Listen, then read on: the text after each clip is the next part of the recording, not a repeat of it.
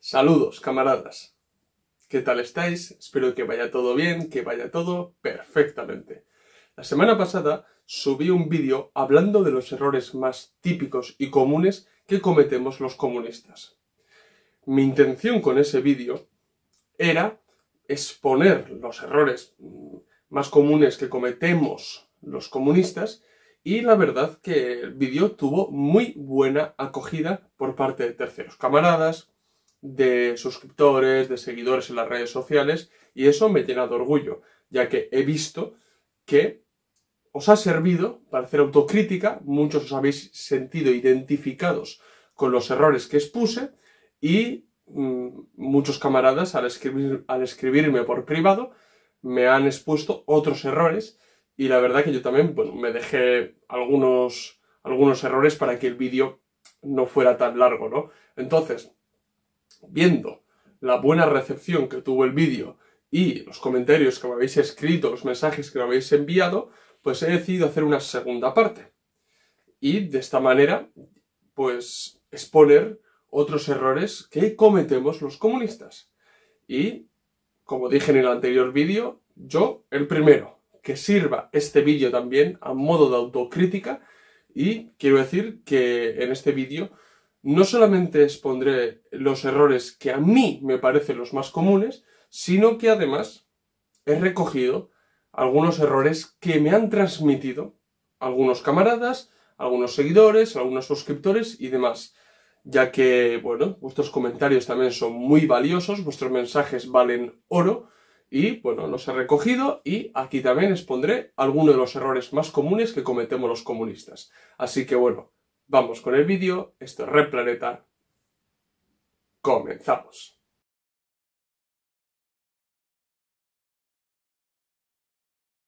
La crítica y la autocrítica es una práctica obligatoria para los comunistas, ya que, como decía Stalin, no hay que esconder o minimizar las contradicciones, sino que hay que exponerlas para poder darles un tratamiento correcto. De esta manera, yo he visto que mucha gente me ha dado las gracias, ha hecho autocrítica y también me ha servido a mí para, bueno, para repasar errores que cometió en el pasado y de esta manera, pues, arreglarlos y mejorar. Bien, y espero que a muchos de vosotros también os sirva. Ya he visto algún otro comentario. El primer error de todo comunista, ser comunista. Ja, ja, ja. ¡Qué listo soy! Bueno, muy bien, campeón. Una medalla para ti. Al comentario más ingenioso de la historia. Pero bueno, dejando bromas aparte, voy a exponer algunos de los errores que no pude exponer en la primera parte, ya que se iba a hacer muy largo el vídeo. Ya sé que a muchos os encantan que los vídeos sean largos, pero a otros no. Así que bueno, ahora voy a exponer otros errores que son bastante comunes entre los comunistas. Bueno, vamos. El mecanicismo vulgar. Mecanicismo vulgar. Los marxistas-leninistas nos valemos del materialismo dialéctico e histórico para analizar tanto la historia como la situación que nos rodea. Esto nos obliga a entender que es la materia y no la idea lo primario. Y partiendo de esta metodología, partiendo de esta filosofía práctica, nos obliga a observar las contradicciones que existen tanto en un momento concreto de la historia como actualmente. Y partiendo del juego dialéctico, de la relación dialéctica que existe entre las contradicciones, entre los contrarios, podemos ver cuál ha sido el origen, el desarrollo y cuál puede llegar a ser el fin de este movimiento dialéctico, y esto nos permitirá realizar un tratamiento correcto de las contradicciones, por ende, la elaboración de una estrategia y táctica concreta y adecuada para darle solución a dicho problema que estamos analizando. Bueno, después de hacer este breve malabarismo teórico, voy a ir a lo importante. El materialismo dialéctico histórico es de lo que tenemos que partir. Pero ¿qué ocurre con muchos comunistas? Ya sea por pereza, por insuficiencia teórica, por no interesarse por la filosofía, por X o Y cuestiones, muchos comunistas actualmente y a lo largo de la historia han pecado de un mecanicismo. ¿Qué significa ese mecanicismo? Así, hablando mal y pronto, sería literalmente coger lo que hizo la Unión Soviética y aplicarlo a nuestro contexto. Stalin hizo esto, nosotros tenemos que hacerlo. Eso es bastante absurdo. Es como si Lenin y Stalin hubieran llevado a cabo distintas políticas económicas en la Unión Soviética partiendo de lo que literalmente se hizo en la Comuna de París. Es algo bastante absurdo. No se puede trasplantar literalmente ciertas políticas económicas, cierta toma de decisiones, cierta estrategia y táctica que llevaron a cabo los bolcheviques y la Unión Soviética como Estado por ejemplo, a España. Hay algunas cosas que tenemos que tener en cuenta, porque la historia es muy importante. La historia es muy importante, ¿para qué? Para entender qué políticas económicas se adoptaron en cada momento concreto, porque no es lineal la historia de la Unión Soviética, hay zigzags, hay, bueno, un pasito atrás, un pasito adelante. El proceso revolucionario no es una línea recta. Eso es lo que hay que tener claro y lo que Lenin ya aclaró. Bien. Y lo que nos sirve la historia revolucionaria del movimiento obrero comunista es para comprender cuáles son las condiciones históricas que se les presentaron a los bolcheviques o a distintos comunistas de otros países, los análisis que realizaron y las medidas que adoptaron para darle solución a dichos problemas. También analizando las contradicciones, partiendo de la dialéctica, etcétera, etcétera. Pero claro, si nosotros, literalmente, cogemos lo que hizo la Unión Soviética y lo trasplantamos aquí, pues seguramente no funciona.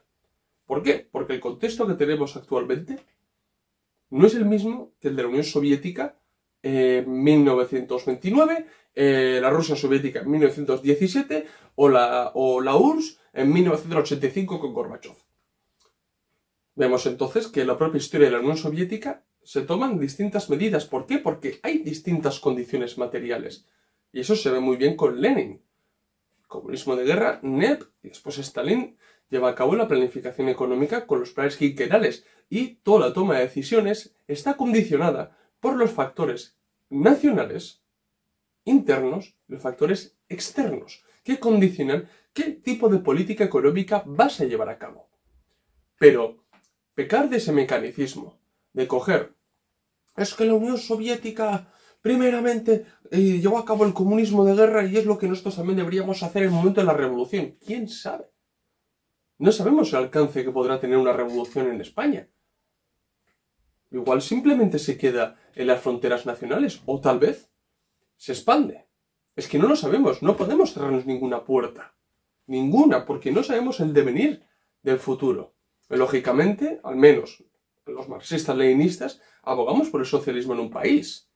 Ya dedico un vídeo al socialismo en un país y la revolución permanente. Y es más, en el tercer libro que voy a sacar, que se llama El revisionismo en la URSS, de Trotsky a Gorbachev, hablaré sobre la revolución permanente de Trotsky.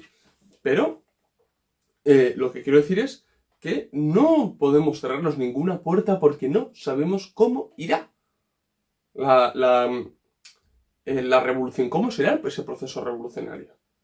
Bien, pero lo que no podemos es trasplantar mecánicamente políticas económicas que llevó a cabo la Unión Soviética a nuestro entorno como acogiéndonos a una falacia de autoridad, como si la Unión Soviética fuera una autoridad y de esa manera, como ellos lo hicieron así, nosotros tenemos que hacerlo así. La Unión Soviética colectivizó el campo de primeras. Bueno, pues colectivización también. Bueno, habrá que mirar cómo está el campo en España. O ni qué decir en otros países del mundo. Claro, hay que atenerse también a las condiciones nacionales. La contraparte de los mecanicistas que literalmente cogen las medidas que se hicieron en el pasado y las trasplantan a hoy porque lo hizo la Unión Soviética o porque lo dijo Stalin, su contraparte son los que exageran las condiciones nacionales. Hay que buscar un equilibrio. Hay que buscar un equilibrio. Porque en el fondo, aunque nos duele admitirlo, tenemos un pozo metafísico todos. Y solemos poner murallas chinas entre conceptos. ¿Bien? O sea, desgraciadamente hay muy pocos comunistas que se quedan en un término medio del mecanicismo y de la exageración de las condiciones nacionales. O unos son mecanicistas, o otros exageran las condiciones nacionales. Y ya está. Hay que buscar. Es todo un proceso. Hay que buscar el punto intermedio. Y normalmente la historia, si observáis, se mueve entre grises, no entre blancos y negros. Entre grises. ¿Bien? Y los que exageran esas condiciones nacionales, porque sí quiero decir que, lógicamente, esas políticas económicas socialistas que se quieren adoptar han de ser adaptadas a las condiciones nacionales de cada país, eso es totalmente cierto. No es lo mismo un país que actualmente esté en vías de desarrollo o que que todavía tenga muchos resquicios del feudalismo en el campo, por ejemplo, que un país totalmente industrializado. Pues no es lo mismo. Hay peculiaridades nacionales, lo mismo que un país de mayoría musulmana, o un país de mayoría atea, o un país de mayoría cristiana o católica, o sus distintas vertientes. No es lo mismo. No es lo mismo. Y hay que atenerse a cada característica nacional, las condiciones nacionales. Es sumamente importante. Y eso no es nacionalismo, cuidado. Eso no es nacionalismo, simplemente adaptar unas decisiones a unas condiciones nacionales, a unas condiciones materiales, objetivas que existen a nuestro alrededor. Bien, entonces, ¿qué es lo que ocurre con esta gente que maximiza esas condiciones nacionales?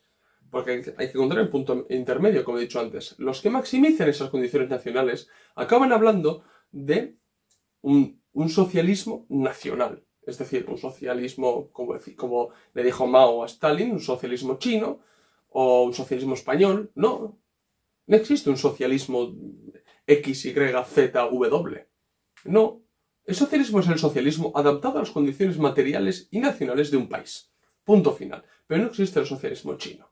Eso lo dejó bastante claro Stalin. Lo que existe es la adaptación del socialismo y de sus políticas económicas y políticas en general a las condiciones y particularidades de China de aquel momento. Pero no existe el socialismo chino per se. O no existe el socialismo español per se. Existiera un socialismo aplicado a las condiciones nacionales de España. Y ya está. ¿Por qué? Porque ahí lo que subyace realmente es el querer romper o el querer ir más o menos por libre, desligado de la misión última de los comunistas, que es el mundo comunista. No.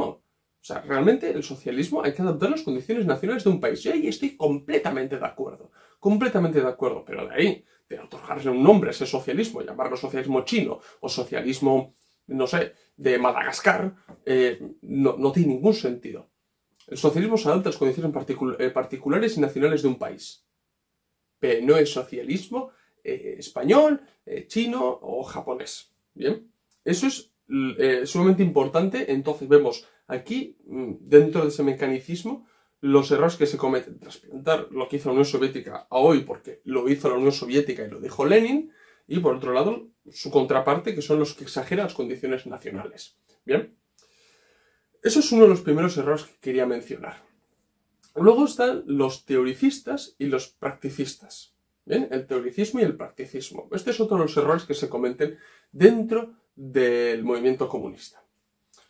Como he dicho antes, aunque nos duele admitirlo y aunque nos cueste, hay mucha gente que todavía tiene un pozo metafísico, parten de la metafísica y de aislar conceptos, de ese método de aislar conceptos, a la hora de analizar los hechos o a la hora de analizar estrategias, tácticas o el trabajo que desempeñar. Bien, entonces, normalmente suelen dar, suele haber dos separaciones, dos campos, ¿no? En el movimiento comunista, pues lógicamente, una de las mayores peleas en el estilo de trabajo ha sido los que apuestan por la teoría y los que apuestan por la práctica. A mí la verdad que me hace mucha gracia, porque es que tienen que ir de la mano, no es una cosa no excluye a la otra, es que se complementan, la teoría y práctica han de ir de la mano. Pero hay algunos que hacen énfasis en la teoría y hay otros que hacen énfasis en la práctica.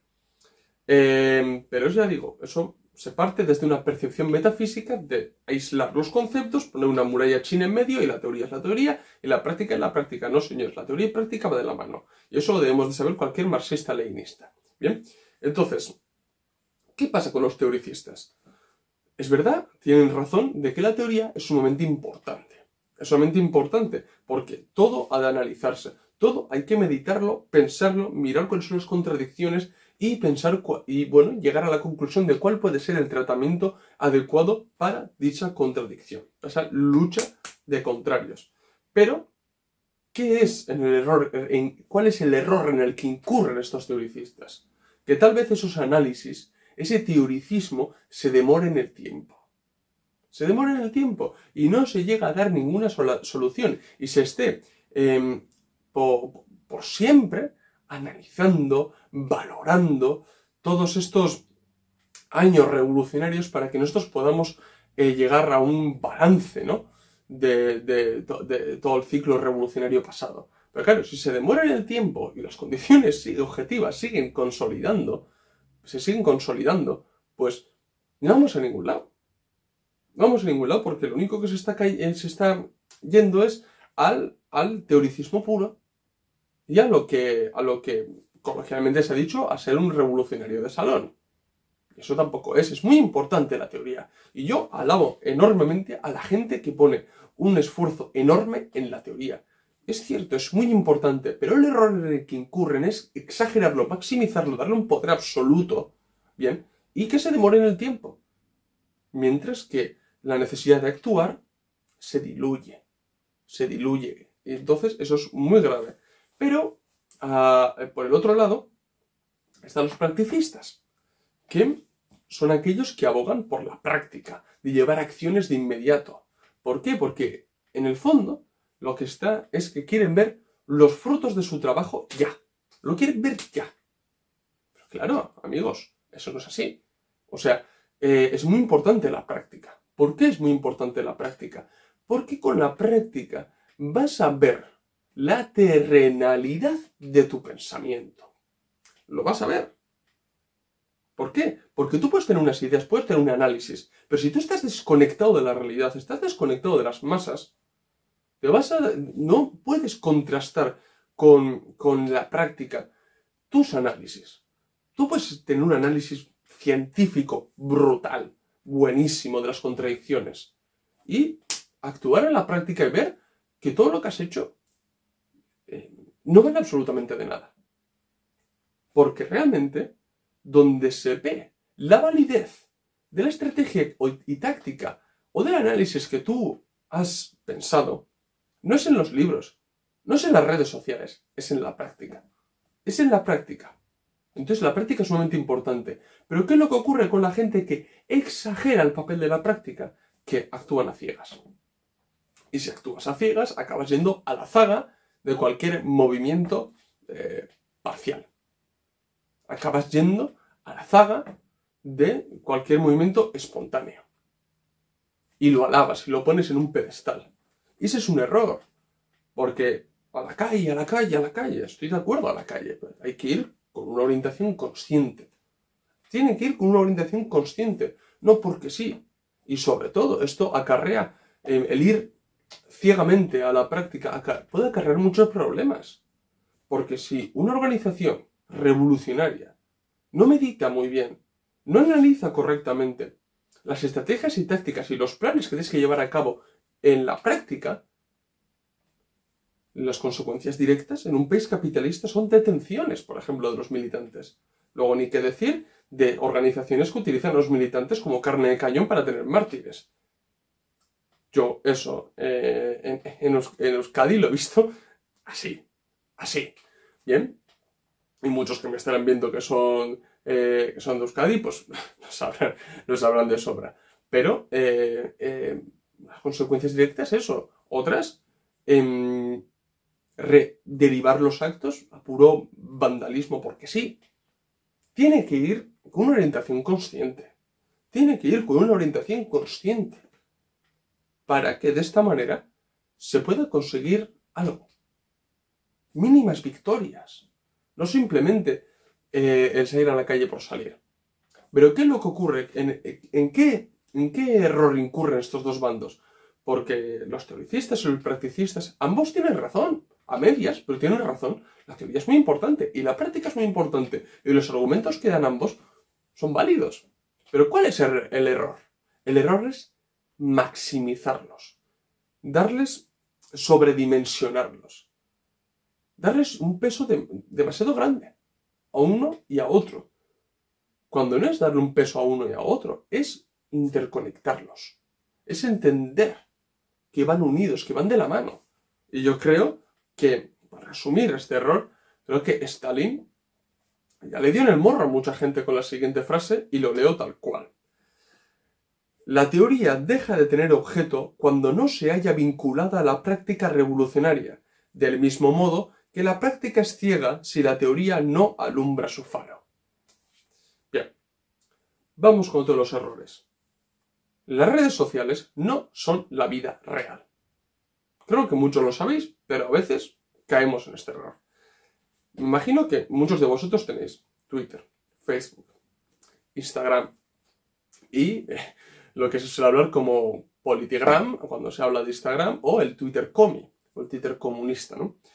Y si estáis ahí, pues habréis leído muchísimas discusiones, muchísimas publicaciones, abro hilo, y, wow, un hilo de la leche, y bueno, ya sabéis que eso es el pan de cada día en las redes sociales, ¿no?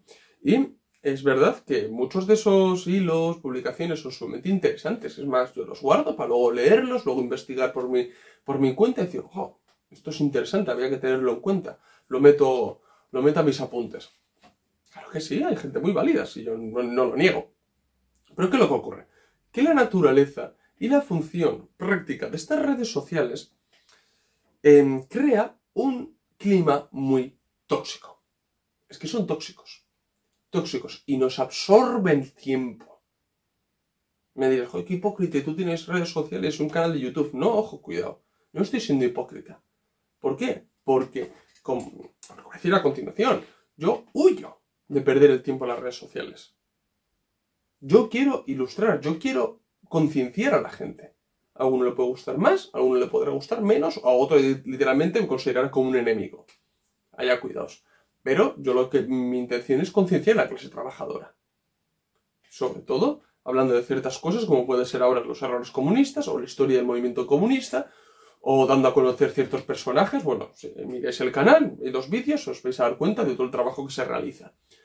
Pero nosotros tenemos una política, que es no entrar en discusiones en las redes sociales. ¿Por qué? Porque nuestro tiempo, que hay que utilizarlo para el trabajo, no se puede dárselo a personas que seguramente serán anónimas, que su única intención es que se viralice su contenido, te desacrediten o quieren buscar likes y seguidores. Nuestro tiempo no está para eso. Nuestro tiempo está para el trabajo, para la lectura, para el aprendizaje, para la edición de vídeos, para grabar los vídeos. Está para eso, no para perder el tiempo. ¿Bien? Y el clima que se genera en las redes sociales es muy tóxico, porque es literalmente la selva. La última red social fue TikTok, la que creamos, y la anterior, la penúltima, fue Twitter. Y cuando creamos Twitter, varios ya me dijeron, uff, Twitter es una selva. Y le dije, no, es que yo no me voy a romper la cabeza. O sea, yo no voy a estar ahí como si estuviera en un ring. No, yo subo las publicaciones, a veces comento ciertas cosas, y ya está. Y ya está, nosotros no vamos a estar perdiendo el tiempo. Y desgraciadamente mucha gente sí que pierde el tiempo en Twitter. ¿Por qué? Porque todo el desarrollo de las redes sociales ha hecho que la gente llegue a disociar el mundo virtual del mundo real. ¿En qué sentido es esto? Le pasa también a los comunistas, ojo, cuidado. ¿En qué sentido? Parece que lo que se discute en Twitter, por ejemplo, en el mundo comunista, es lo que se discute en la calle. Y luego se sale a la calle y seguramente militantes de distintos partidos ni se miren a la cara, pero es que ni discutan. Y luego las redes sociales, cito esto, cito lo otro, y tú, no sé qué, y tal. Pues que las redes sociales, ¿qué es lo que ocurre? Que pasarán 2 días y nadie ya se ha olvidado de esa discusión. Hay discusiones súper polémicas así, y que a las 48 horas, pues, han desaparecido. Esas discusiones, ya no existe esa discusión. Por eso mismo no tiene consistencia. No tiene consistencia. O no sé, o valorar el peso que puede llegar a tener ciertos comunistas o cierta organización en las redes sociales es el peso que tiene en la vida real. No, para nada. Es que para nada. Para nada. Y eso también deja entrever el poco trabajo clandestino que hay. Porque un partido comunista lo único que quiere es desvelar todas sus cartas. Si su intención realmente es tomar el poder. Pues todos sabemos cuál es la estrategia y táctica con el trabajo legal y clandestino. Y con su combinación. Entonces, Twitter no es la vida real. Y la situación de los partidos comunistas que pueden haber en las redes sociales, que pueden ser más potentes o menos potentes, no es la vida real. No se traduce en la realidad.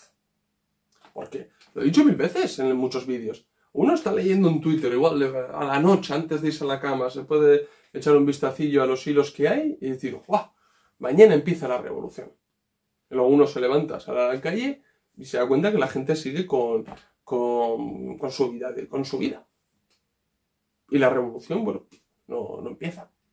Y eso lleva a la gente, ese clima, ¿no? Ese funcionamiento en las redes sociales, lleva a mucha gente literalmente a no buscar la solución revolucionaria para la clase trabajadora, sino al contrario, a buscar el engrandecer o engordar su cuenta. Y esto se ve cuando se genera, ya se lleva a cabo, se dirige la actividad a generar contenido polémico, contenido que dé de hablar, ¿no? Para que dé esa gasolina, ¿no? Que sea gasolina para la gente y la gente cite 200 veces y las visualizaciones sube a más de 70.000 y bueno, que se viralice. ¿Bien? Y para eso se genera contenido polémico. Pero además, sabiendo cómo funcionan los algoritmos en las redes sociales, premian el contenido polémico. Pero es que a mí no me importa el contenido polémico. Yo quiero contenido que ayude a la revolución, que acerque la revolución. Que busque la unidad en la lucha. La unidad comunista, no de izquierdas, la unidad comunista en la lucha. Que acerque a la clase trabajadora al comunismo. Yo quiero eso.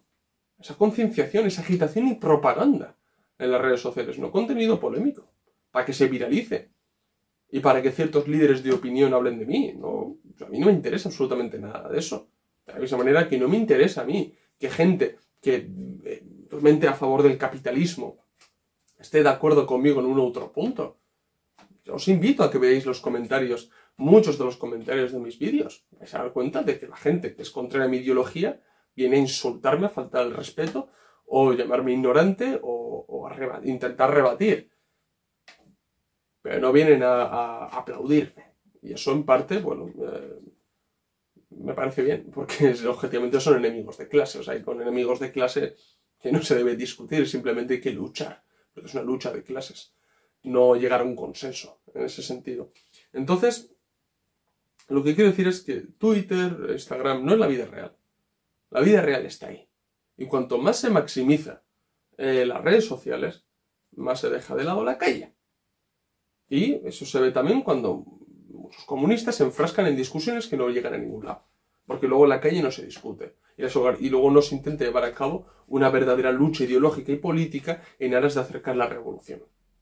Y ya bueno, para terminar, quiero hablar del último error, y a mí me parece los más gordos, y en mi libro Tercera República, la tercera bala vencida, lo expuse, que es que la revolución no tiene marca registrada. ¿Qué quiero decir con que la revolución no tiene marca registrada? Lo que quiero decir es que la revolución no es propiedad de un partido. Es que no es propiedad de un partido. La revolución la da la clase trabajadora, liderada por una vanguardia, por la vanguardia proletaria que no es otro que el Partido Comunista. ¿Qué es lo que ocurre? Que hace un siglo existían partidos comunistas potentes, ¿bien? Y luego, bueno, sí, había distintos partidos comunistas también, pero había siempre un partido comunista potente. Y hace un siglo, pues estaba amparado por la Comintern, ¿no? Y tenía por detrás toda esa hermandad comunista, ¿no? Internacional. ¿Qué es lo que ocurre hoy? Hoy no ocurre eso. Hoy en cada país tienes pues por lo menos unos 10 partidos comunistas por país, más o menos. ¿Qué es lo que ocurre? Que se genera la percepción de que cada partido comunista es el dueño de la revolución. Es el que va a dar la revolución. Es como una carrera, a ver quién llega antes a dar la revolución.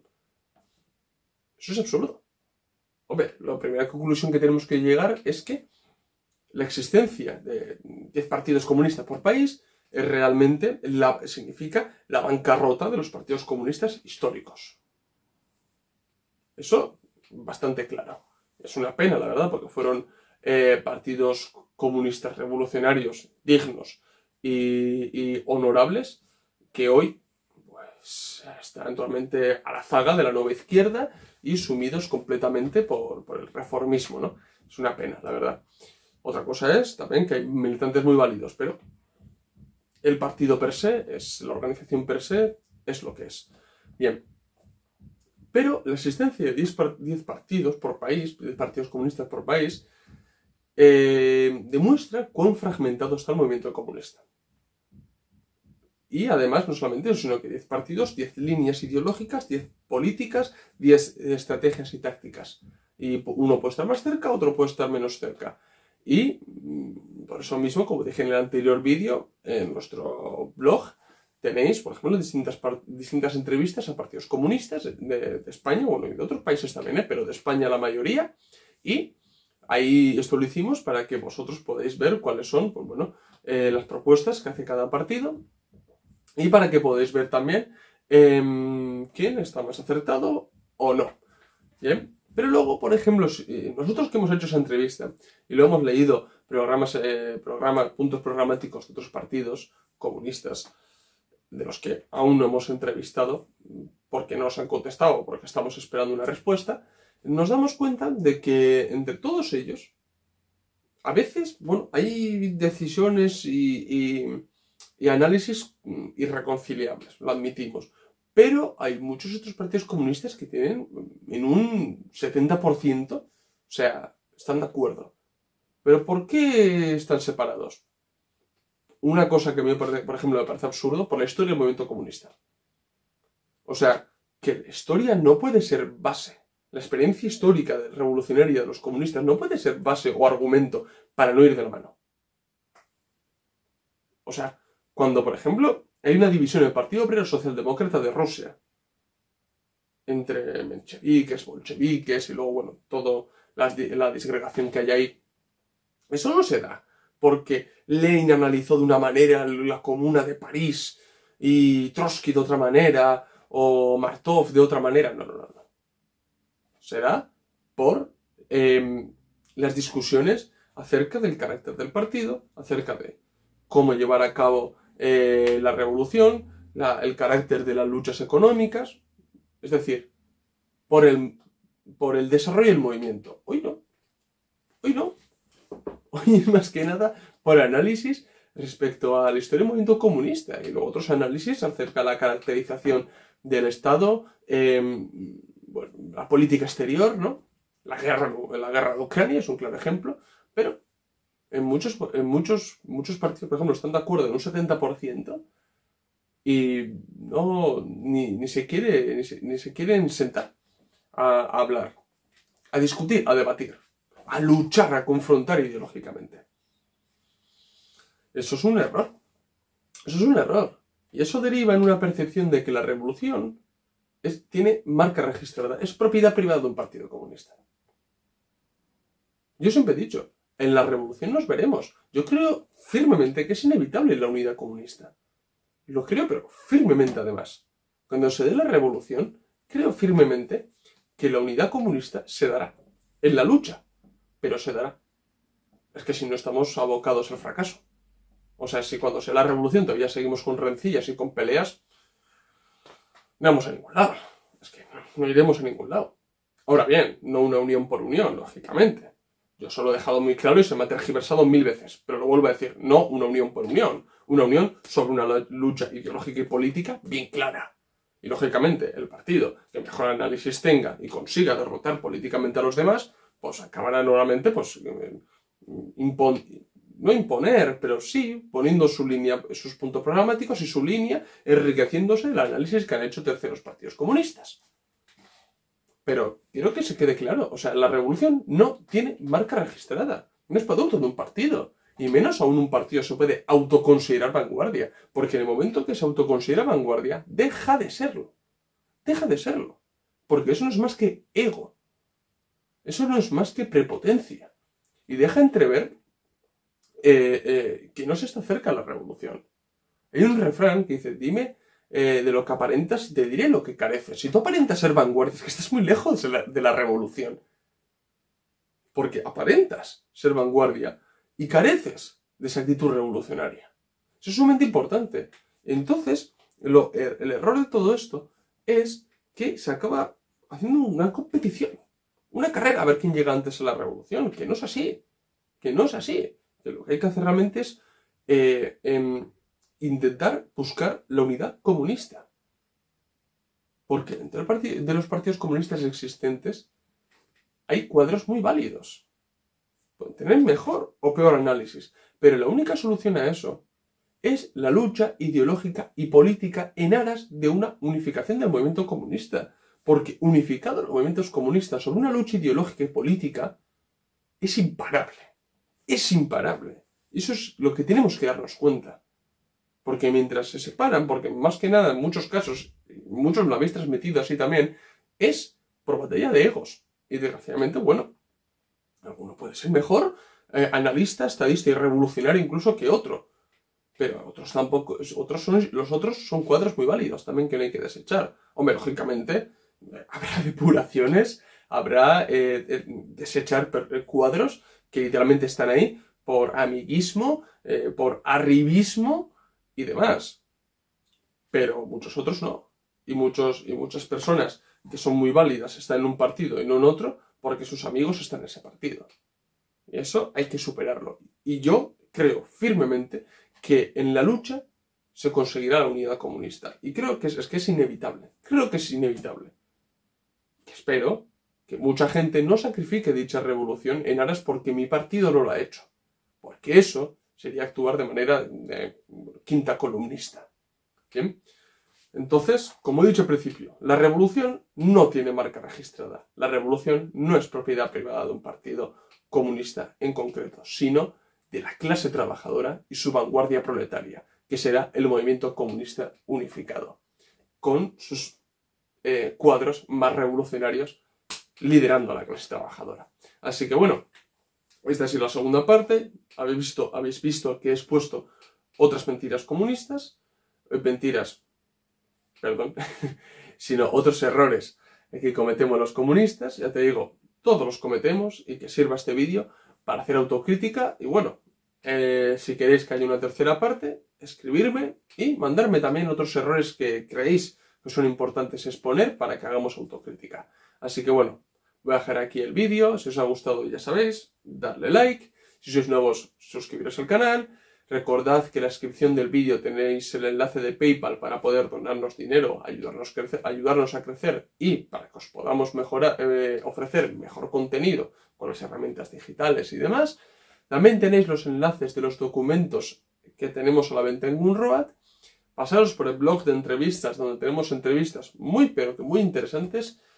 Y bueno, seguidnos en las redes sociales, Twitter, Facebook, Instagram y TikTok. Así que nada, camaradas, esto es todo. Nos vemos en el próximo vídeo. Salud, camaradas.